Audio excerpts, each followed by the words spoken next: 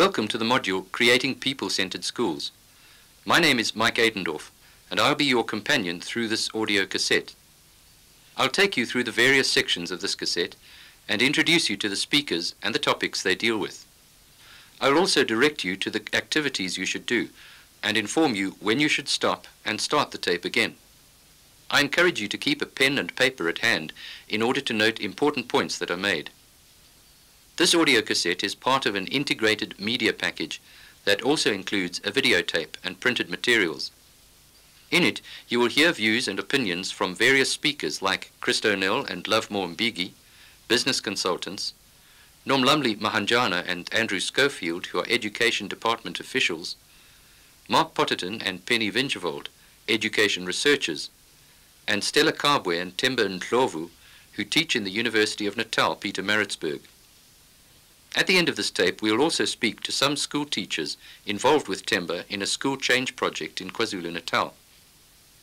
When you hear the following piece of music at the end of each section, you should stop the tape, do your activities, and start the tape when you have finished them.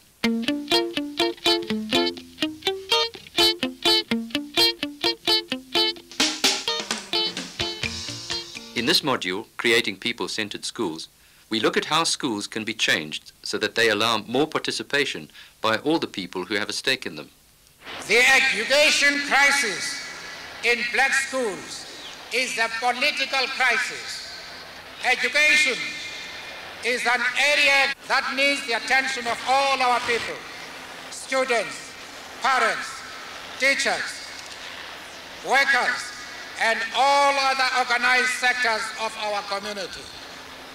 Let us build discipline structures, SRCs, parent structures, and parent-teacher-student association. That was President Nelson Mandela addressing a rally in 1990, shortly after his release from prison, encouraging students to go back to school. More calls to make schools more democratic and efficient have been made since then, but they have not been linked only to schools. In order to understand this need for changing organizations, I spoke to Christo Nel, the director of the Democracy and Work Institute. I began by asking him what it is that causes this pressure for change among organizations. Organizations are having to embrace and run themselves along the terms of, number one, being transparent. Organizations have to respond so rapidly that it's not possible for only a few people within the organization to have knowledge about where it's going.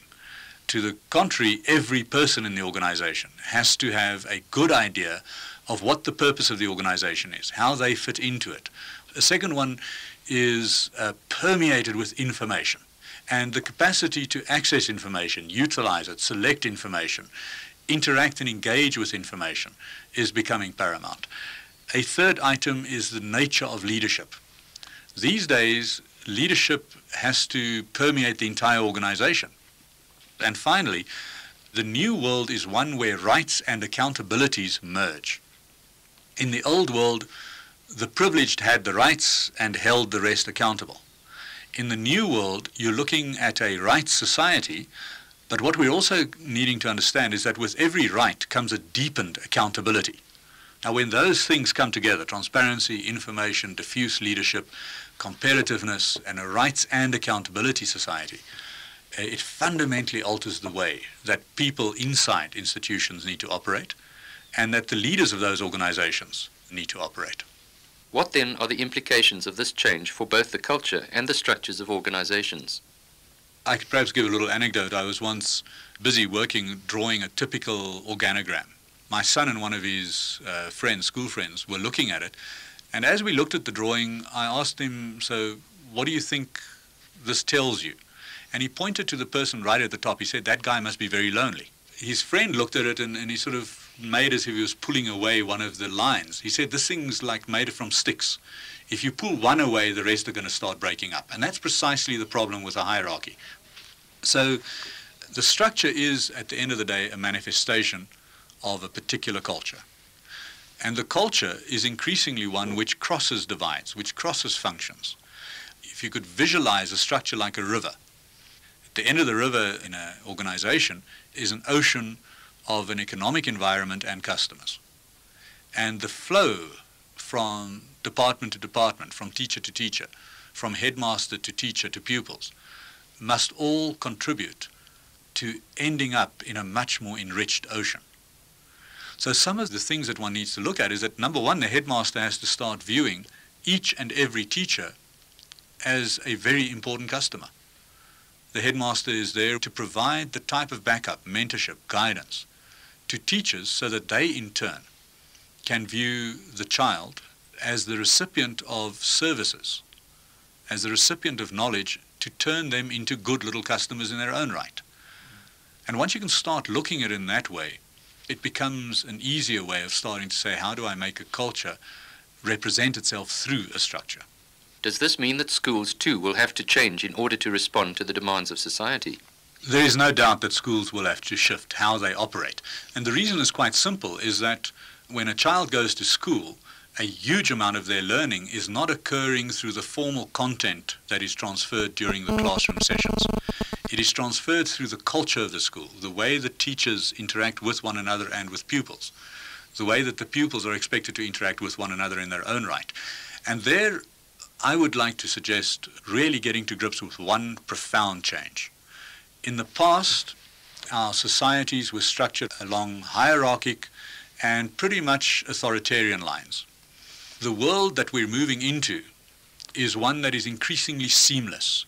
People have to be able to interact with confidence across levels, across functions, across disciplines. So the challenge facing schools is to become more participatory. Children need to be challenged to be able to engage with one another. The era of working at school very much as an individual and then being sent to work and suddenly finding that you've got to work as teams, you've got to work with other people. So teaching methods would have to be adjusted. But will these changes not encourage anarchy? How does one structure a school so that a wide range of people participate in decision-making, but without poor decisions being made, or no decisions being made? Democracy and participation brings with it a demand for a definition of roles. Let's take a school, for instance. The headmaster, perhaps with a school board, should essentially be looking at the medium to longer term survival and interests of the school. Whereas children involvement, for instance, at the other end of the scale, should be on the operational side of things, on the shorter term elements of things. And there's one other element as well, is that your participation can either be consultative or consensus. Consultative participation is where somebody retains the final prerogative. And in a consultative process, you consult adequately, make a decision based upon the information, and then inform people accordingly. But it doesn't mean that everybody has to be in agreement.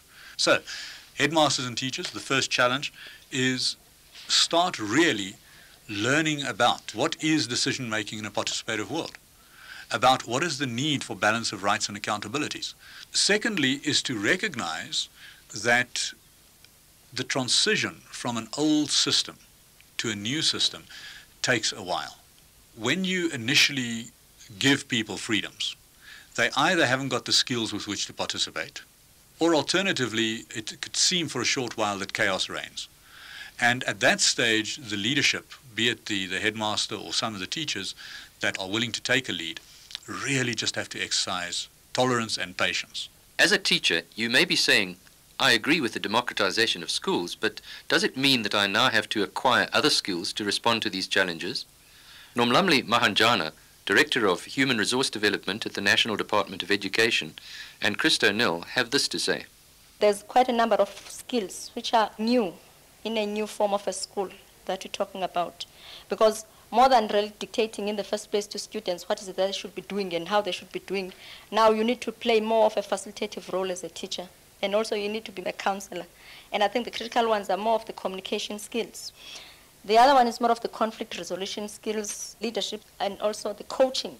Because then now you'd have to say the learner is not a blank slate, but rather how do I really incorporate all those experiences that he or she is already having, and rather coach him or her, because you as an adult having much more experiences in the same field, and you share those experiences and begin to direct without telling the student that you have to go this route, but rather give the person options, and then he or she can begin to choose what is it that he or she wants to really build into his own way of doing things. Also the listening skills.